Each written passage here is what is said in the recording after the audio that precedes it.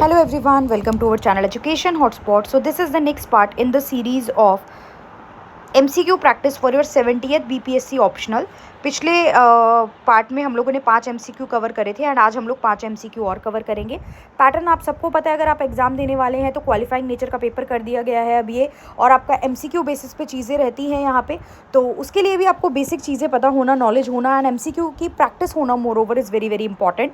Previous class में जो हमने क्वेश्चन करे थे वो हमने PYQ के बेसिस पे लिए थे एंड आज हम कुछ इसी तरीके के और क्वेश्चन लेंगे। पहला क्वेश्चन देखते हैं, which of the following is not a feature of primary group as defined by CH कूले।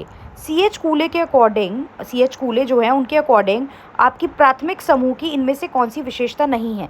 तो सबसे पहले तो एक चीज़ जान लीजिए कि कूले ने प्राथमिक और द्वितीयक समूह का कंसेप्ट दिया है।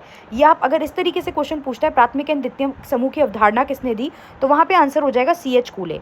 प्राइमरी ग्रुप वो ग्रुप होते हैं जैसे कि आपका फैमिली, आपका परिवार, जहाँ पे आपस में एक दूसरे के बीच में घनिष्ठ संबंध, क्लोज रिलेशनशिप होते हैं।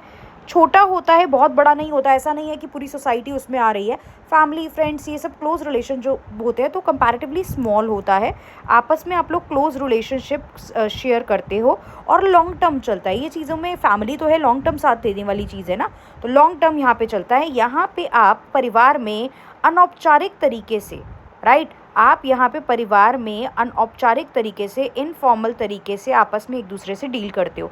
सोच समझ के मैम सर ये सब बोल के तो आपस में डील नहीं करते हो ना, कि इस पर्टिकुलर टाइम पे आपसे बात करेंगे, पहले अपॉइंटमेंट लेंगे फिर पेपर वर्क होगा। ये सब नहीं होता। ये सब चीज़ें फॉर्मल वाली चीज़ें हैं जो फॉर्मल ऑर्गेनाइजेशंस में, आप अपनी कंपनीज़ में, ऑर्गेनाइजेशन में, स्कूल कॉलेजेस में फॉलो करते हो। तो बिल्कुल यहाँ पे हम देखते हैं कौन सा नहीं उसने पूछा, ये ध्यान रखना है। नॉट अ फीचर, ये इंपॉर्टेंट है। तो स्मॉल साइज़ के होते हैं, बिल्कुल छोटे आकार के होते हैं। पर्सनल एंड इमीडिएट रिलेशन होता है, व्यक्तिगत और घनिष्ठ संबंध होता है प्राथमिक समूह में, परिवार के लोगों के बीच में। लॉन्ग लास्टिंग रिलेशनशिप चलता है, दीर्घकालीन संबंध चलता है। और फॉर्मल एंड इम्पर्सनल इंटरेक्शन होता है, औपचारिक और औपचारिक एंड इम्पर्सनल इंटरेक्शन यहाँ पे नहीं होता है। मैंने अभी बताया ना, फैमिली में इनफॉर्मल रिलेशन होता है, आप औपचारिक रूप में एक दूसरे से कनेक्ट यहाँ परिवार में नहीं करते हो, प्राइमरी में नहीं करते हो, वो आप सेकेंडरी में करते हो। क्लियर। अगला क्वेश्चन आ गया, Sanskritisation is a process of describe by. Sanskritisation की अवधारणा किसने दी थी। तो देखिए, मैं डायरेक्टली नाम बताती हूँ फिर हम थोड़ा समझ लेते हैं प्रोसेस क्या है। संस्कृताइजेशन की अवधारणा दी थी MN श्रीनिवास ने। ये कंसेप्ट क्या कहता है कि जब कुछ लो कास्ट के, देखिए हमारी सोसाइटी कास्ट सिस्टम में डिवाइडेड थी, तो लो कास्ट के लोगों के पास पैसा आ गया था, फिर भी वो देखते थे कि उन्हें समाज में उतनी प्राथमिकता नहीं मिल रही है, उन्हें समाज में उतनी वैल्यू नहीं मिल रही है जितनी मिलनी चाहिए, जबकि उनके पास पैसा भी है। तो यहाँ पे लो कास्ट के लोग कई बार समाज में अपर कास्ट के लोगों की बिहेवियर को कॉपी करना स्टार्ट कर देते थे। जैसे कि उनकी तरह तिलक लगा लिया, जैसे कि नॉनवेज खाना छोड़ दिया, तिलक लगाना, नॉनवेज खाना छोड़ देना, जनेऊ धारण कर लेना। जनेऊ जो एक ब्राह्मणिज्म में एक पवित्र जो धागा है, किसी को नहीं पता है, वो कैरी किया जाता है। तो ये सब चीज़ें आप कॉपी कर रहे हो अपर कास्ट के लोगों की, ताकि आपको समाज में वो प्रेस्टीज, वो वैल्यू मिलने लग जाए, राइट। और ऐसा नहीं होता आज आपने कॉपी करना स्टार्ट किया कल आपको चीज़ें मिलने लग जाएंगी, क्योंकि समाज में अभी तो लोगों को पता है कि आप अपर कास्ट के नहीं हो, आप लोअर कास्ट के हो। 2-3 जनरेशन बाद कहीं जाके संस्कृतिकरण का प्रभाव देखने को मिलता था सोसाइटी में, अगर हम देखें तो। MN श्रीनिवास ने अपने टाइम पे इस चीज़ को स्टडी किया और ये कंसेप्ट दिया कि ये संस्कृतिकरण जो होता है वो एक ऐसी प्रक्रिया है जहाँ पे लो कास्ट के लोग अपर कास्ट के लोगों को कॉपी करते हैं, उनकी नकल करते हैं, ताकि वो समाज में ऊपर मूव कर सके। लेकिन ये ध्यान रखना, ऐसा नहीं होता है कि आज कॉपी करा तो आज ही आपको अपर कास्ट का मान के समाज में वो प्रतिष्ठा मिलने लग जाएगी। ये जो है लॉन्ग टर्म का प्रोसेस था, जो जनरेशन आफ्टर जनरेशन जो है तब जाके ये प्रोसेस जो है अपना असर दिखाता था। किसने दिया ये हमने बता दिया। अगला कंसेप्ट है कुला रिंग। यहाँ पे बोला है कुला रिंग जो है वो एक सेरेमोनियल एक्सचेंज है। कुला रिंग जो है वो विनिमय प्रणाली है, विनिमय मतलब एक्सचेंज होता है, जो कहाँ प्रैक्टिस किया जाता है। सबसे पहले तो आप ये जानिए, कुला लिंक का कंसेप्ट जो है वो दिया है मैलिनोस्की ने। नाम हिंदी इंग्लिश दोनों में सेम है, मैलिनोस्की ने। और जब ये इस सेरेमोनियल एक्सचेंज में, शॉर्ट MCQ है तो मैं पूरा कहानी और डिटेल में नहीं बता रही हूँ, बट जितना मैक्सिमम मैं समझा सकती हूँ उससे रिलेटेड वो मैं आपको बता रही हूँ। सेरेमोनियल एक्सचेंज है और इसमें 2 चीज़ें, आपका एक आर्म बैंड, एक आपका जो आर्म बैंड हाथ में पहना जाता है, और नेकलेस, इन 2 चीज़ों का यहाँ पे एक्सचेंज होता है। अगर आपसे पूछा जाए कि कुला रिंग में किन किन 2 चीज़ों का होता है एक्सचेंज, आर्म बैंड और नेकलेस का, राइट। कंसेप्ट किसने दिया था, मैलिनोस्की ने दिया था।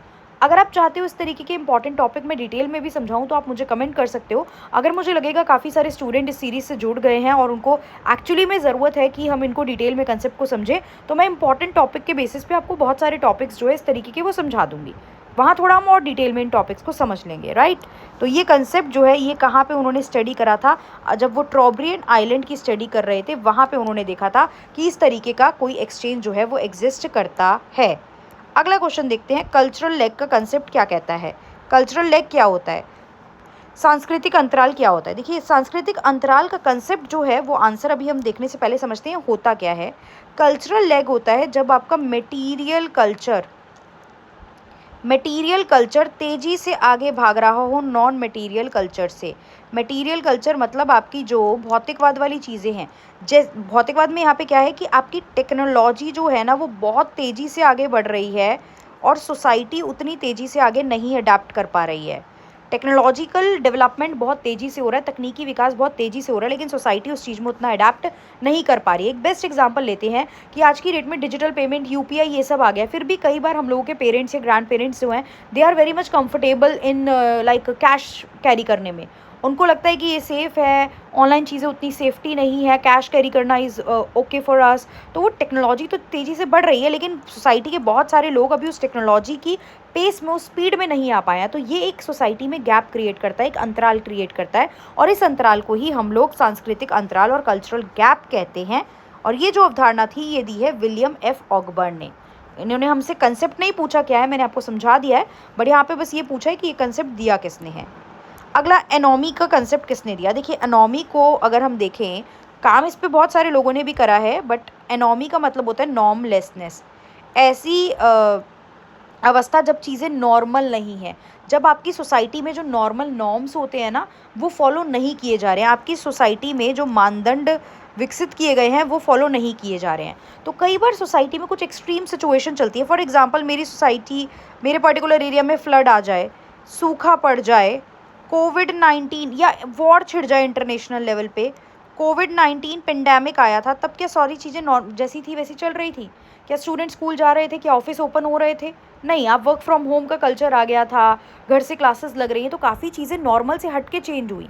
तो जो नॉर्मल मानदंड थे उससे हट के चीज़ें हुई, नॉर्मलेसनेस की सिचुएशन देखी गई, वो सिचुएशन होती है एनोमी। और इसका जिक्र जो है, जो अवधारणा दी है, बाद में और भी लोगों ने काम किया, बट यहाँ पे जो नाम है वो है हमारे एक क्लासिकल थिंकर, एक क्लासिकल सोशोलॉजिस्ट, समाजशास्त्री एमाइल दरकीम ने। क्लियर। पिछले में हमने 5 क्वेश्चन कवर करे थे, आज हमने 5 क्वेश्चन और कवर कर लिए, टोटल 10 क्वेश्चन हो गए। आई होप आपको चीज़ें समझ में आई होंगी। यहाँ पे मैंने आंसर भी इनलिस्ट कर दिए हैं। If you need the PDF of this particular MCQ, then do let me know in the comment box that you need the PDF. I'll share the PDF in the Telegram group and you can download the PDF from the Telegram group. And if you are liking the video, if you find this beneficial, then do let me know in the comment box, because your comment कि आपके comment से ही मुझे पता चलेगा कि मुझे और videos इस तरीके की बनानी चाहिए। आपके एग्ज़ाम से पहले इस तरीके के मल्टीपल वीडियोस के थ्रू हम आपके कंटेंट को कवर कर सकते हैं। So that